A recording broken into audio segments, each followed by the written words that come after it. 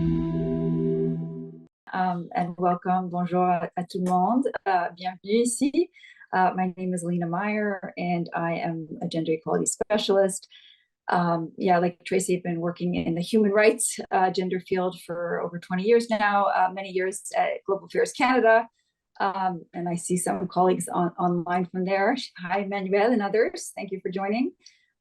So in this particular project, I'm working on GBA Plus with the South African government. And I know Tracy will speak to some elements of this work, and I will also be elaborating on that in terms of my experience adopting the GBA Plus to the government of South Africa. So really looking forward to the discussion.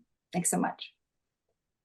And I'll try to keep to my 10 minutes, but like Tracy, sometimes I talk fast to try to squeeze it all in. So I'll try not to do that. If I talk too quickly and the translators can't keep up, please do let me know. But first, a shout out to Tracy. I was going to put it at the end, but I want to make sure I get it in there. One nice thing about collaborating on the TAP project is, sharing knowledge amongst the experts. And Dimitra, who I don't know if she's on this call, but she was helping me out, and she said, "Oh, you're doing GBA Plus. Tracy has done that before. Why don't I connect you two?" And so we've had a couple calls, and it's been really nice to learn from her experiences in the Latin American context and see what I can apply. The salient points for the South African context. So it's been really nice to have that. So thanks, Tracy, for being available for that. And that's been a nice sort of side benefit to this program. But to sort of give a very, very brief summary of my ask on the TAP, it's very much the South African context. GBA Plus is Gender-Based Analysis Plus. And basically, it's a training program that's online, self-paced. I did it when I worked at GAC. In fact, I remember being there at the genesis of this. And originally, the Canadian government put GBA, Gender-Based Analysis Plus, in place for civil servants across government to understand gender implications and bring a gender lens to their work.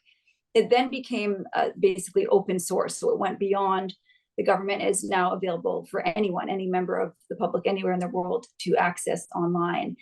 And I'm assuming that's how the South African government heard about the program. I don't know the exact genesis, but basically what's nice is the demand to have a version of GBA Plus for South African public servants came from South Africa, right? So that's, I'm getting ahead of myself, but that's one thing that I really like about this piece of work.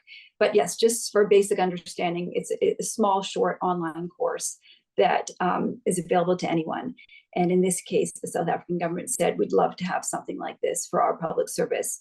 So my role was to work on adapting the Canadian course made for Canadians with very, very Canadian references and case studies and examples, and modify it so it's something that's salient and relevant to the lived experiences of South Africans, and that will be applicable and useful to South African civil servants as they go about their work, and especially those who don't focus on gender equality. That's really the idea of this. It's meant to be applicable to those across the public sector.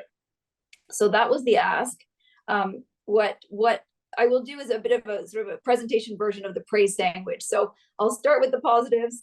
I'll go into some of the challenges, and then I'll end with the positives as well.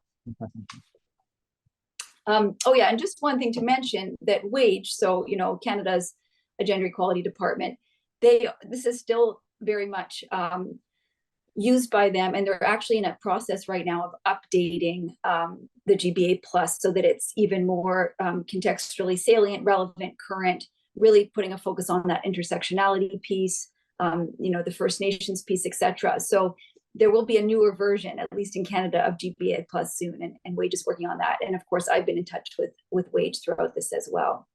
So in terms of the positives, the progress, I mean, the first is to say a thank you to WAGE, actually, because they were very happy to bequeath the intellectual property rights and the transcript of the course to us, specifically just for this one purpose.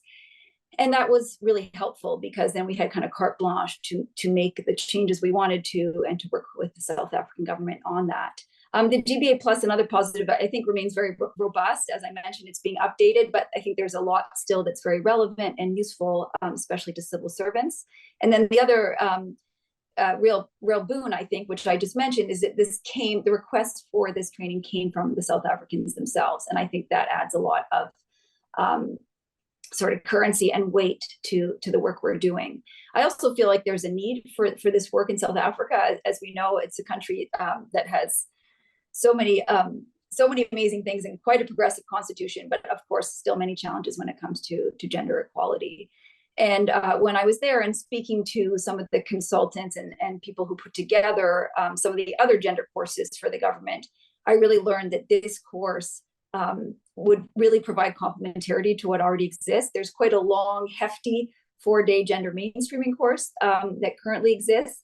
And apparently there was a GBA element to that. There was a gender-based analysis element to that course, but in efforts to shave that course down, it sort of fell off the 4-day part. So when I mentioned that we were doing this, they said that could really provide complementarity. So that's nice, because it's nice to hear that we're bequeathing and working on something that is actually of use and complements existing training on gender. So those are some of the positives. One other positive is there's a strong tech aspect to this work. And part of it was looking at the substantive review of the script, and part of it was trying to understand from a technological perspective, where could this course reside, which government department, what technologies is needed. And one really nice finding, we've had some tech challenges, which I'll get to, was you can get great value for money in South Africa. So very, very high capacity people who bid. We put out a tender for this tech piece, and we got great capacity for very good value for money, probably a quarter or a fifth or even less of what we'd anticipated the price to be. So that's been a great positive. In terms of some of the challenges, not unique to South Africa, of course, but the DWYPD, the Department for Women, Youth, and Persons with Disabilities, which is the main gender department there, just like every gender department all over the world, is overstretched, underfunded, understaffed. So one of the principal challenges has really been, even though there's been political will, the staff often are just so overwhelmed with so many competing demands that they just haven't had time to devote as much time as I think they would have liked to this. And that has created sort of a real, it's meant that project has been elongated and drawn out for quite a long time, because there's just been a lot of waiting until there was time for them to devote some energy to this. So that is not unique to South Africa, but that's definitely been a challenge. Again, I remember this from my days at GAC, so very, very much not unique to South Africa as well. But when we were discussing where the projects should reside, where the training should reside, and who had the technical capacity, there was a bit of reticence, a bit of turf war perhaps between government departments, which we see everywhere in terms of wanting to maintain ownership.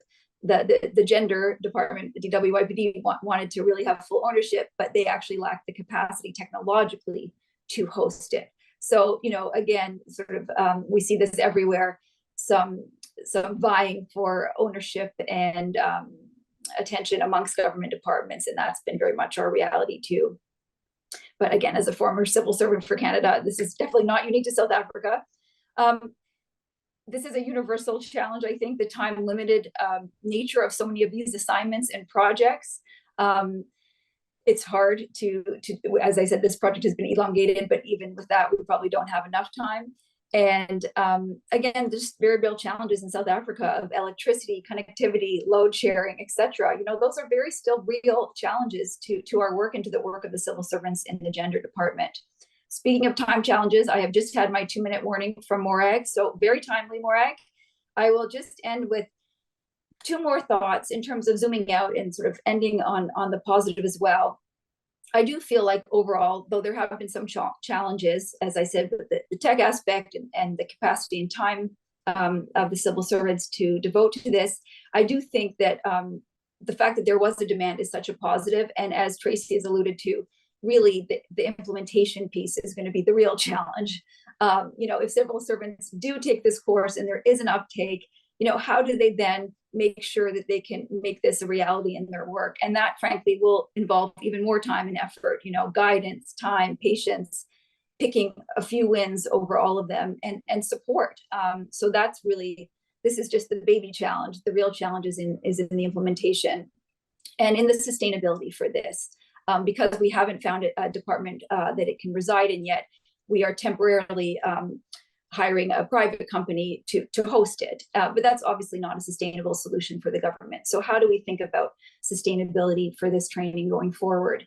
I do feel like this piece of work and the script that we will produce for South Africa, I do feel like there are so many unknowns in terms of political will, the vagaries of politics, the staff, departmental changes, all of those things all come to play. But I do feel strongly that I think the course will not be jeopardized by those things. I think no matter what government comes into power and what civil servants come and go from the department, I do feel like this course will hold its own. And so on that piece, in terms of sustainability, I take great hope. But I will end there in the interest of time, 10 minutes and 8 seconds on the dot. And back over to you, Morag. And I look forward to your questions. Merci beaucoup. Et les questions en français et en anglais, both work for me. Thank you.